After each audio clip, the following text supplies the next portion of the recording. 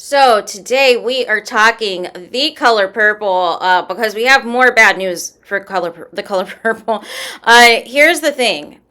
So we've done videos about all of the drama that is taking place with Taraji P. Henson's comments about being underpaid, about the conditions of the workplace, Daniel Brooks and Fantasia talking about the conditions of the workplace, not having food, not having transportation, not having dressing rooms, and they had to call Oprah to fix everything, right? Now it comes out a couple of things that the studio they overestimated the actual gross of The Color Purple the opening week that it came out, the week of Christmas, because they were expecting higher projections. And now, because this $100 million film, it still has yet to even make $60 million, and it hasn't even been a month yet. Like, you guys, like, it's only been a few weeks, and it hasn't even broke $60 million. I believe last I checked, it was like $58.4 million or $58.6 million. So nonetheless, because the movie is flopping, and because this potentially is going to negatively impact the rest of the award season, they have decided to bum rush this film to all of your streaming platforms, you guys. I saw it available on DirecTV. I saw it available on Amazon Prime, that you can pay like $20 or something to like rent it, and all these other things. So, because usually things do not have to come to streaming this soon. Usually it's a while when a movie is still in the theaters before we are talking about being available, on cable to pay for pay-per-view or to rent or whatever. So that's one thing, right? Then there is talk now of more scapegoating, right? That all these preferences the studio had allegedly, they're naming all these other black actresses that they could have had, and they're still trying to hold Taraji P. Henson accountable. Here's the thing. Instead of all of the blame game that is taking place, I think the first answer is that people are tone deaf. People are tone deaf and arrogant in thinking that we want to see all these remakes. And that people want to continue to see any type of struggle, whether it's slave movies, whether it's, dealing with misogyny or whatever. This notion that's all the only stories that we can display on the big screen as it pertains to having a black cast. No. The other misconception and the other wrong assumption was that the generation now, this current generation, was actually going to go and do the research and watch the 1985 film. And a lot of them did not. And a lot of them did not care to. A lot of them were walking out of the theater with zero context as to what happened in the original film, let alone the actual book. Then, promoting this as a musical.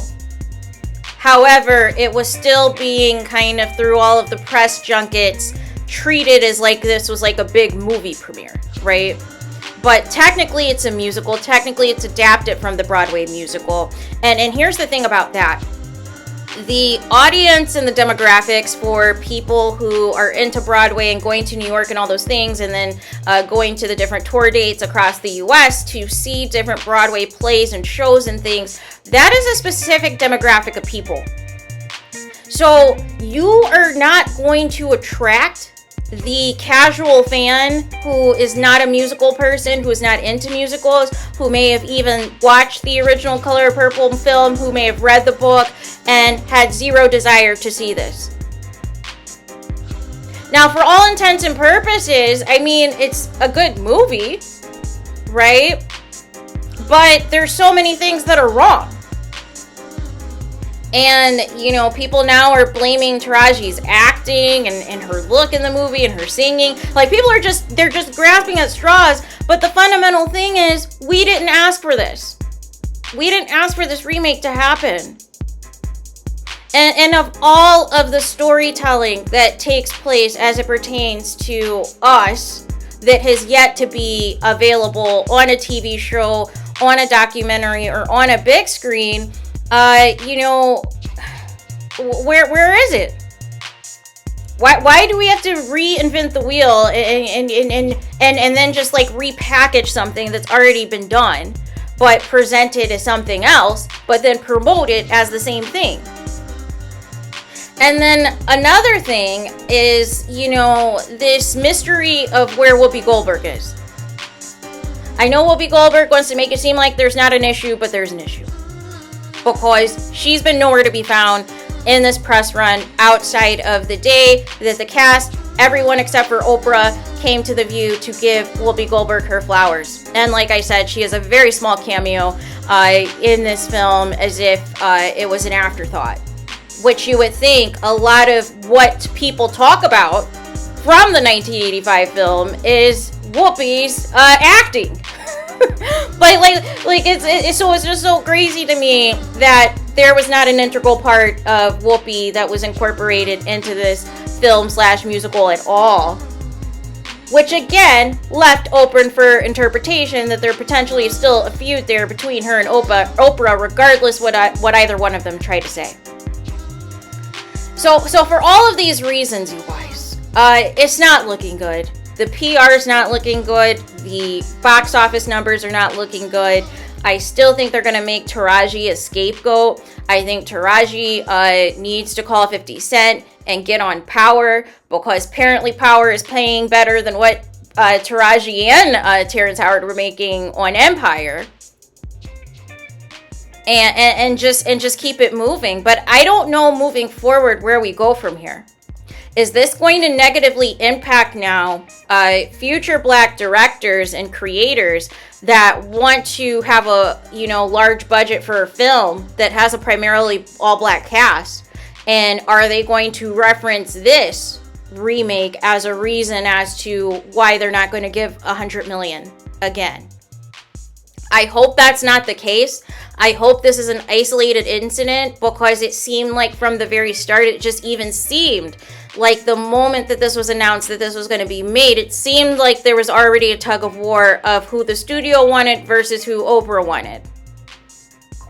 So we were already off on the wrong foot to begin with, because the studio had their own opinions of who they wanted, even if it was completely wrong. Oprah had the people she was fighting for and all of the things. And really Fantasia made sense, obviously, because she was on the Broadway play, right? So everybody's giving, Fantasia rave reviews. But I think just overall, it's just been one negative thing after the other, you guys. And something has to give at this point.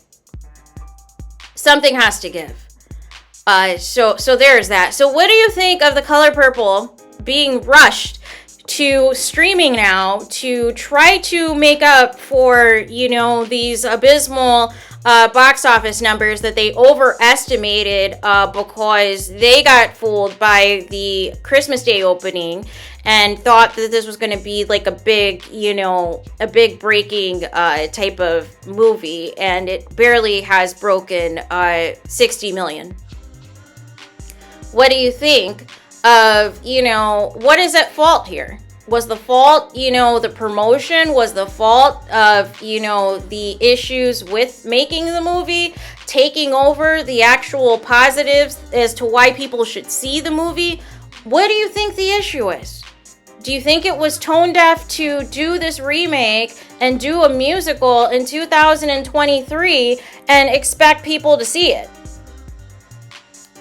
Please let me know what you guys think in the comments. Please do not forget to like, comment, and subscribe. Hit the notification bell so you're notified the moment I post new content on my channel. And with that being said, I'll talk to you guys again very soon.